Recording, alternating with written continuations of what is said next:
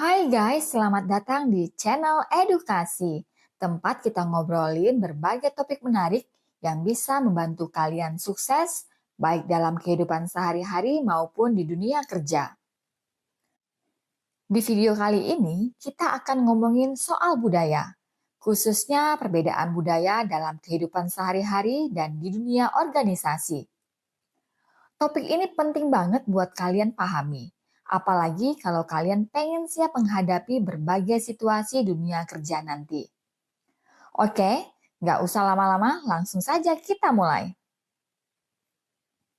Sebelum kita masuk ke perbedaan antara budaya dalam kehidupan sehari-hari dan di dunia kerja atau dunia organisasi, kita harus ngerti dulu nih, apa sih yang dimaksud dengan budaya.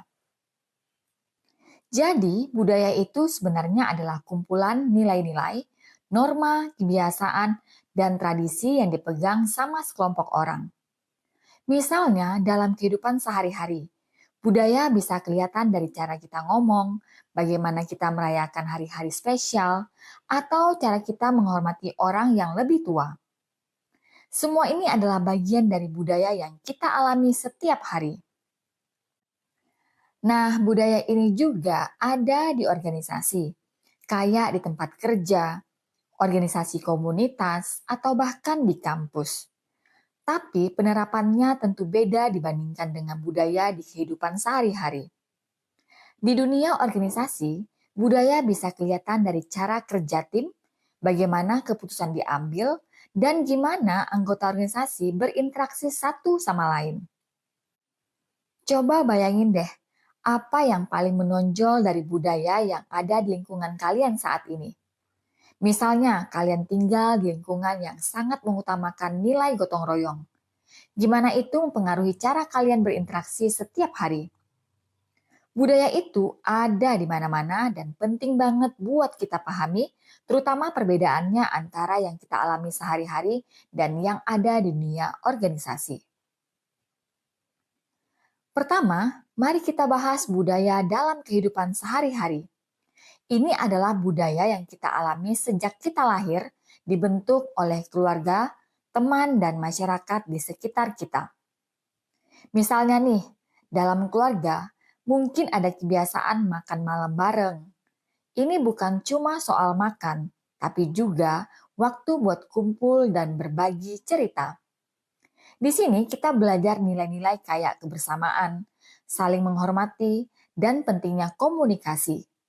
Kebiasaan ini mungkin kelihatan sepele, tapi sebenarnya sangat berpengaruh pada cara kita berinteraksi sama orang lain di luar rumah. Contoh lain, di komunitas kita mungkin ada tradisi tertentu, kayak perayaan hari besar atau acara adat.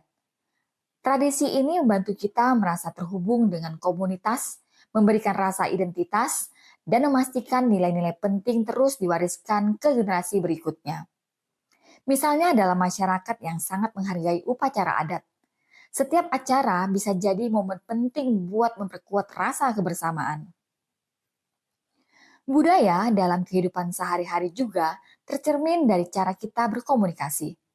Misalnya, di beberapa budaya, ngomong dengan nada lembut dan gak langsung itu tanda sopan santun. Sementara di budaya lain, ngomong langsung dan terus terang dianggap lebih jujur dan terbuka. Apa yang sering kalian temui dalam komunikasi sehari-hari? Apakah kalian lebih nyaman dengan komunikasi yang langsung atau yang lebih halus? Ini bisa ngasih kita gambaran gimana budaya di sekitar kita mempengaruhi gaya komunikasi kita. Jadi, budaya dalam kehidupan sehari-hari sangat mempengaruhi cara kita berpikir, bertindak, dan berinteraksi dengan orang lain. Ini adalah bagian besar dari identitas kita sebagai individu. Sekarang kita beralih ke budaya dalam dunia kerja. Ini adalah budaya yang terbentuk di tempat kerja atau di organisasi tempat kita aktif, kayak di kantor, komunitas, atau organisasi profesional. Di dunia organisasi, budaya lebih terstruktur dan seringkali ditentukan oleh nilai-nilai yang dipegang sama organisasi tersebut. Misalnya, sebuah perusahaan teknologi mungkin punya budaya inovasi, di mana Setiap karyawan didorong buat berpikir kreatif dan cari cara-cara baru buat nyelesain masalah. Ini beda banget sama budaya dalam kehidupan sehari-hari yang mungkin lebih terbentuk secara alami dan nggak terlalu terstruktur. Budaya organisasi juga mempengaruhi gimana anggota tim bekerja sama. Misalnya, di perusahaan yang sangat hierarkis, keputusan mungkin cuma diambil oleh manajemen puncak dan karyawan di level bawah lebih banyak mengikuti instruksi. Sebaliknya, di perusahaan dengan budaya kolaboratif, semua anggota tim mungkin diajak berdiskusi sebelum keputusan diambil. Hal ini bikin dinamika kerja sangat berbeda. Selain itu, budaya dalam organisasi juga kelihatan dari cara mereka nanganin konflik atau perbedaan pendapat. Di beberapa organisasi, mungkin ada budaya terbuka di mana semua orang bisa nyuarain pendapat mereka tanpa takut dihukum. Di dunia organisasi lainnya, mungkin ada budaya yang lebih tertutup, di mana kritik jarang diungkapkan secara langsung. Coba bayangin, gimana budaya organisasi di tempat kerja kalian atau berorganisasi saat ini? Apakah kalian merasa nyaman menyuarain pendapat? Atau malah merasa harus hati-hati? Pemahaman ini bisa sangat membantu kalian buat navigasi lingkungan kerja atau organisasi. Dengan ngerti budaya organisasi, kita bisa lebih mudah beradaptasi dan bekerja sama dengan orang lain di lingkungan profesional. Ini penting banget karena budaya organisasi bisa sangat beda dari budaya yang kita kenal di kehidupan sehari-hari. Jadi, kenapa kita perlu ngerti perbedaan antara budaya dalam kehidupan sehari-hari dan budaya dalam dunia organisasi? Pertama, karena ini bakal bantu kalian beradaptasi lebih baik pas masuk ke lingkungan baru, terutama di dunia kerja. Budaya organisasi seringkali beda banget dari apa yang kita alami di rumah atau dalam komunitas. Kalau kita nggak siap, kita bisa merasa terasing atau kesulitan beradaptasi. Misalnya, kalau kalian terbiasa dengan budaya komunikasi langsung di rumah, tapi masuk ke organisasi yang lebih suka komunikasi nggak langsung, kalian mungkin perlu sesuaikan gaya komunikasi kalian. Ini penting supaya kalian bisa kerja lebih efektif dan bangun hubungan yang baik sama rekan kerja atau atasan.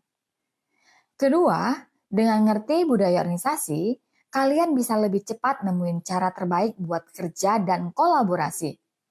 Kalian juga bakal lebih siap hadapin tantangan kayak perbedaan pendapat atau cara kerja yang berbeda. Ini bisa bantu kalian capai sukses dalam karir atau peran kalian di organisasi. Terakhir, ngerti perbedaan budaya ini juga ningkatin kesadaran dan toleransi kita terhadap orang lain. Di organisasi, kita bakal ketemu sama orang-orang dari berbagai latar belakang budaya. Dengan ngerti bahwa budaya mereka mungkin beda dari kita bisa lebih menghargai perbedaan dan kerjasama dengan lebih harmonis. Mari kita ambil momen buat merenung sejenak. Pernah nggak kalian merasa kesulitan beradaptasi dengan budaya baru di tempat kerja atau organisasi? Gimana cara kalian mengatasinya? Refleksi kayak gini bisa bantu kita persiapkan diri lebih baik di masa depan. Biar makin jelas, yuk kita lihat contoh nyata gimana budaya diterapin dalam kehidupan sehari-hari dan dalam organisasi. Pertama, kita ambil contoh dari kehidupan sehari-hari.